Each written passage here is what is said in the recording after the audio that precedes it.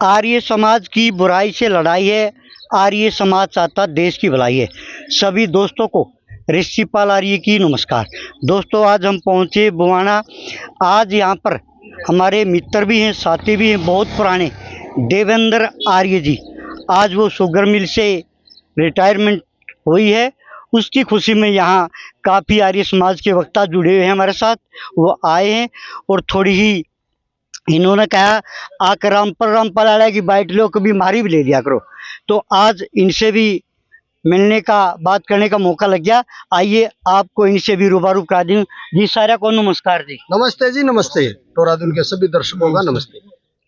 आर्य साहब, सबसे पहला प्रश्न आपसे रहेगा जी। अभी रामपाल जी ने पाइप देना, मोटर देना और गरीबों के घर बनवाना, कई करोड़ रुपए का बहुत भलाई का काम किया है, क्या कहना चाहोगे?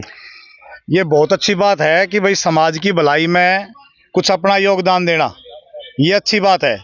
लेकिन कुछ भाई, बोले भाई, रामपाल को जो भगवान बता रहे हैं, ये ठीक नहीं है। ईश्वर तो एक है जो इस सृष्टि का पालन करता है, पोषण करता है और सृष्टि का निर्माण करता है, वेद का ज्ञान देता है। भाई साहब ने कहा है, आर्य साहब आपसे रहेगा दूसरा प्रश्न, रामपाल को भगवान बताते, कृष्ण को भी भगवान कहते, शिव जी को भगवान कहते, हनुमान को भगवान कहते, स्वामी दयानंद भी भगवान जैसे थे। उन्होंने कहा भगवान जैसे थे, ये नहीं कहा भाई ये भगवान ही है। तो इस बात में थोड़ा अंतर नहीं हुआ है क्या? वे तो नु कहें जी पत्रकार महोदय, अगर हमने तो पहली बार ऐसा भगवान मिला है और किम्मे नहीं दिखता हूँ नन्नू का, यो है भगवान है, यो है सब कुछ है, यो है अंतर्यामी है, यो है सारी चीज है। वो अज्ञानता के कारण कुछ लोगों को उन्हें सेट किया हुआ है, जैसे वो कहते हैं इसी तरीके से वो बुलवाते हैं। ये रामपाल जो अच्छा काम करे वो अच्छी बात है, करो भाई, सेवा करो। मैं तो आज भी ये कहता हूँ, उन्होंने हर जिले में गौशालाएं खोलनी चाहिए, हर जिले में कन्या गुरुकुल और गुरुकुल दूसरे खोलने चाहिए लड़कों के, तो भ्रमित नहीं करें लोगों को। आर्य साहब, आपने कहा भ्रमित करें लोग, सभी व्यक्ति एक जैसा काम नहीं कर सकते। कोई गौशाला खोल रहा है, कोई प्यो खोल रहा है, कोई धर्मशाला बनवा रहा है, कोई वृद्धाश्रम बनवा है, ये आप अपने अलग अलग मैटर है सबके। भाई साहब, अगला प्रश्न आपसे रहेगा। जी जी, बताओ। आर्य समाज ने क्या किया देश के लिए? आर्य समाज ने मनुष्य जाति को असली भगवान मिला दिया। जो वेद रूपी सूर्य अस्त हो गया था, जिसको लोग कह रहे थे कि भाई भस्मासुर नाम का राक्षस ठा ले गया, शंखासुर, तो ऋषि दयानंद ने कहा कि भाई वो शंखासुर मैंने मार दिया और उसे वेद में छुड़ा ले आया, और अब असली वेद भूमि पे हैं, और उसकी पढ़ाई के लिए गुरुकुल खुलवाए। आर्य समाज के सारे काम ऐसे हैं कि जो किसी और ने नहीं किए। जो एक परमात्मा दुनिया में सबका है, तो उसके बारे में जानकारी आर्य समाज ने दी। और जब तक उस एक परमात्मा की शरण में सारे नहीं आएंगे, तो ये जो मनुष्य भगवान बन रहे हैं, ये तो झगड़े पैदा करेंगे। और आर्य समाज इन सारे झगड़ों को मिटाने वाला है।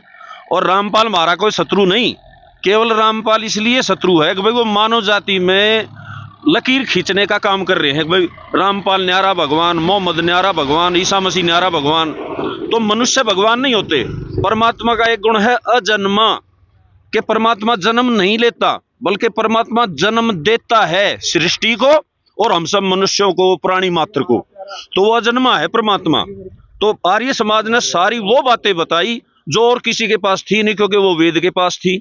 तो आर्य समाज ने अनूठा काम किया। और आर्य समाज किसी के साथ जिद करने, किसी का अपमान करने या किसी की तौहीन करने के लिए नहीं है। आर्य समाज सत्य और असत्य के निर्णय के लिए सदा तैयार रहता है। और उस ऋषि दयानंद ने एक नियम बनाया जो शायद किसी संगठन में आपको नहीं मिलेगा, कि भाई संसार का उपकार करना इस समाज का मुख्य उद्देश्य है। और उन उन्नति में सबसे पहली उन्नति है शारीरिक, फिर है आत्मिक और फिर सामाजिक उन्नति। तो आर्य समाज इतने बड़े बड़े काम कर रहा है। और आर्य समाज चाहता है कि फिर से गुरुकुलीय शिक्षा पद्धति आए, फिर से मेरे देश में रामकृष्ण बने, फिर से हनुमान पैदा हो, सीता सावित्री रुक्मणी जैसी हमारी बहन बेटियां हो, तो फिर से हमारे देश के या पूरी मानवता की खुशहाली के दिन आ जाए। ये आर्य साहब, रामपाल जी महाराज ने कहा है अगर देश को श्रेष्ठ बनाना है तो वेदों की तरफ लौटना पड़ेगा। ये बिल्कुल ठीक है। वेद का पढ़ना पढ़ाना और सुनना सुनाना प्रत्येक मनुष्य का परम धर्म है। ये तो अच्छी बात है।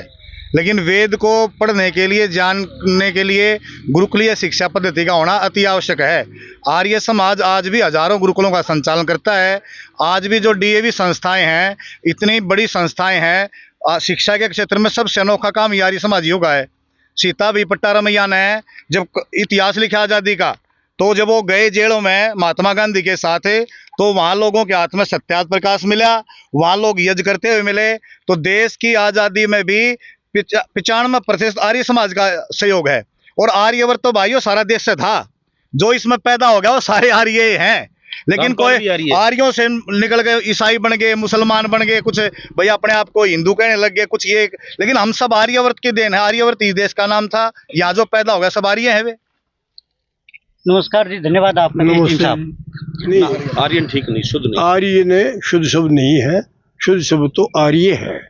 जो श्रेष्ठ हो, जो चरित्रवान हो, सदाचारी हो, विद्वान हो, बलवान हो, और जो है अवैदिकता को दूर करने वाला हो, वैदिकता का प्रचार प्रसार करने वाला हो, उसको आर्य कहते हैं।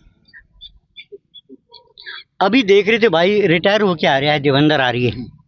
कोई ढोल बजावे, कोई डीजे बजावे, कोई किन्नरों को लाता है। यहाँ तो हवन करके किसी का स्वागत किया जाता है, बहुत बड़ी बात है। देखो, मनुष्य का कर्म बनता है जो मनुष्य देखता है।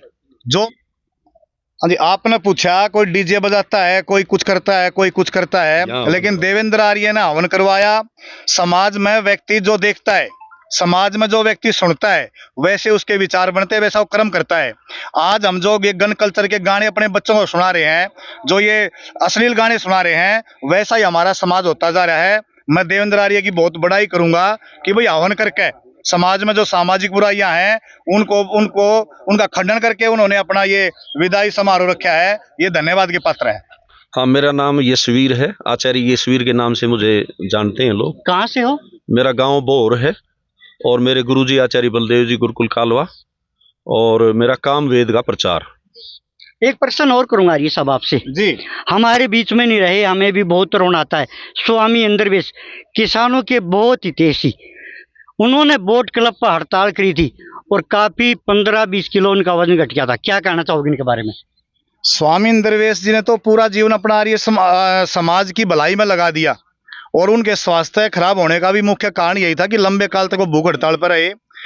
उनका जो भोजन, आहार और निंद्रा बिगड़ गई उनकी समाज की भलाई करते करते हुए। इसी कारण हमारे से चले गए, लेकिन ये ईश्वर की व्यवस्था है, उनको और भी अच्छा जन्म मिला होगा, और स्वामी इंद्रवेश जी कार्यों को हम पूरा करेंगे भाई।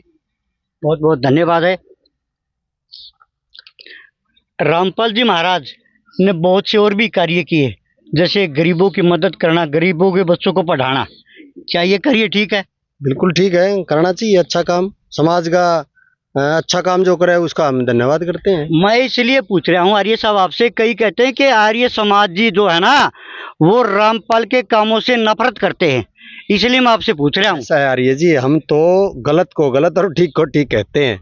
वो ठीक करेगा ठीक कहेंगे, और गलत करेगा वो भी हम गलत कहेंगे उसका।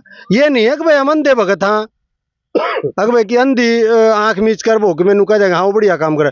जो अच्छा कर रहा है वो अच्छा कहेंगे, जो गलत करेगा वो गलत भी कहेंगे हम उसको।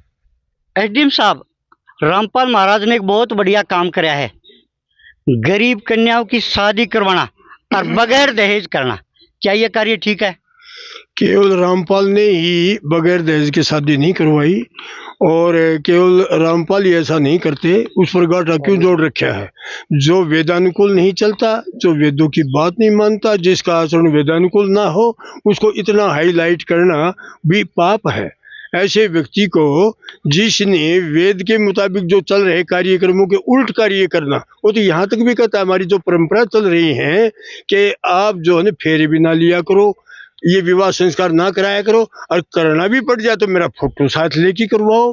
और इसी अनेक बातें हैं। जब हमारे खुद की मैं बता देता हूँ, हमारे जो भाती आने थे, एक उस पाटड़े पर नीचे जब बहन स्वागत करने के लिए खड़ी, बोले हमारे गुरु ने कह रखा है कि इन परंपराओं को तोड़ो, और जो है ना बहन भाई किसी का स्वागत ना करे, और इस प्रकार से जो है ना ये जो चल रही है परंपरा, वो हमारी परंपराओं के विरुद्ध चल रहे हैं। उसको इतना हाईलाइट करके उस पर गांठा किस लिए जोड़ रखा है और उसको इतना क्यों चढ़ाया जा रहा है? ये जो दिखावे के लिए किया जाता है। वास्तव में यदि वो सही इंसान हो तो वो अवैदिक मंच ही नहीं बनाएगा, वो वेदानुकूल उसका आचरण होगा और वेद की बातें मानेगा। हाँ जी, क्या प्रतिक्रिया आपकी? विवाह कहते हैं विमिन विशेष वामिन वहन करना, विशेष रूप से अपने कर्तव्यों को वहन करना विवाह है। और विवाह संस्कार कोई विशेष कर्मकांड नहीं है को जैसे ये आजकल बना दिया यहाँ रख दो यहाँ रख दो। विवाह संस्कार में यज्ञवेदी पे बैठा करके जो आचार्य है वो दोनों वर और वधू को बताता है बेटा संसार में कैसे रहना है, कैसे आपका व्यवहार होगा, आपको कैसे आप माता पिता की सेवा कैसे होगी। वो सारा की सारी प्रक्रिया संतान निर्माण की वो गृहस्थाश्रम में जब प्रवेश करते हैं बच्चे तो विवाह की वेदी पर बैठा करके उनको बताया जाता है ये है। और ये किसी को सम्मान देना आजकल माला डालते हैं या फिर 1 रुपये का वो दे देते हैं, ये कोई दहेज नहीं है। दहेज तो मांग होती है, अपनी सामर्थ्य से ज्यादा देना, देखा देखी देना, ये तो है भाई गलत है। अब मैं अपनी बहन के जाऊं, बुआ के जाऊं, केले लेकर चला जाऊं, इसका मतलब ये थोड़ी वो कुछ मांग रही है। ये तो एक आदान प्रदान होता है, देना लेना होता है, इससे परिवार जुड़े रहते हैं। ये जो रामपाल दास बिना दहेज मुक्त शादी 20-20 बड़का ने बैठा करके जो करवाते हैं, फिर भाई कोर्ट तो लाखों करवाने लग रहा है, फिर तो कोर्ट बत्ती दहेज मुक्त करवाने लग गया। वहाँ तो वकील पैसे लेता जी, और रामपाल का पैसे लगता, पैसे नहीं लेता। कितनी बड़ी बात है। हाँ नहीं बड़ी कहाँ है, विवाह संस्कार तो होया ही नहीं जब तक सप्तपदी नहीं हो जाएगी। सप्तपदी होती है 7 कदम चलना और 7 साथ चलना। वहां पंडित जो है वो बताता है उनको बेटा इसे एक पदी भव है, प्रथम कदम अन्न के लिए, आपके घर में अन्न के भंडार हो, आप पुरुषार्थ करना, ये इन बीमारियों मत घुसना। लौट के आता हूँ जी, 1 मिनट आपके पास भी आऊंगा। लाओगे उसने तो दूध का दूध पानी का पानी हो जाएगा। असत्य कभी भी अकेला नहीं चल सकता, असत्य पंगु होता है, अपाइज होता है, वो चल नहीं सकता। तो इन लोगों को कुछ ना कुछ सत्य रूपी पहिए चाहिए। तो ये जो उपकार के काम जो आप बता रहे हो वो सत्य रूपी पहिए लगाए ताकि उनका झूठ भी गिरड़े, इसीलिए लगा रखे हो पहिए। अन्यथा सारा सत्य वेद में निहित है, सारा सत्य वेद सत्य विद्या का भंडार है। हाँ जी। और कहीं क्यों जा रहे हो भाई? वेद की शरण में आओ और वेद की बात मान। ने कहा है अगर स्वामी दानंद नहीं आते तो हमारे वेदों की जो ये पढ़ाई है वेद नहीं आते। कितनी बड़ी बात कही है। नहीं वेद तो यहाँ थे, ऋषि दान ने तो लोगों को बताया और ऋषि दान ने वेद जर्मन से मंगाए। और जहाँ एक वेदी द्विवेदी जो गांव के गांव होते हैं जो पढ़ते हैं वेदों को याद करते हैं, उनसे मिलान किया ऋषिदान ने। और जो पुराने कहते हैं भाई ये वेद को शंकासुर नाम का राक्षस ले गए, नदी में कूद समुद्र में कूद का वेद है ही नहीं। उन पंडितों को बताया कि वेद ये है यहाँ पे, और वेद का पढ़ना पढ़ाना और सुनना सुनाना सब मनुष्यों का परम धर्म है। 1 मिनट जी सुनना मेरी बात को।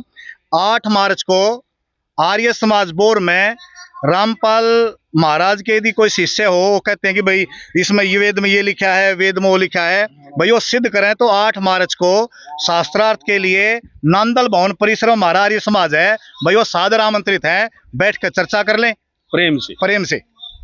दोस्तों ये थे हमारे साथ आर्य समाज की करीम, जिन्होंने बहुत सी बातें विस्तार से बताई। और जो भाई वीरेंद्र लाठरे इसने बहुत बड़ी बात कही, अगर रामपाल महाराज जो बढ़िया काम कर रहे हैं हम स्वागत करेंगे, हम विरोध नहीं करेंगे, लेकिन बुराई का विरोध करेंगे। और यही रामपाल का कहना है। दोस्तों आप भी कमेंट करके अपनी राय दे सकते हो। मैं टोरादुन के साथ वाणा से। जय हिंद, जय भारत।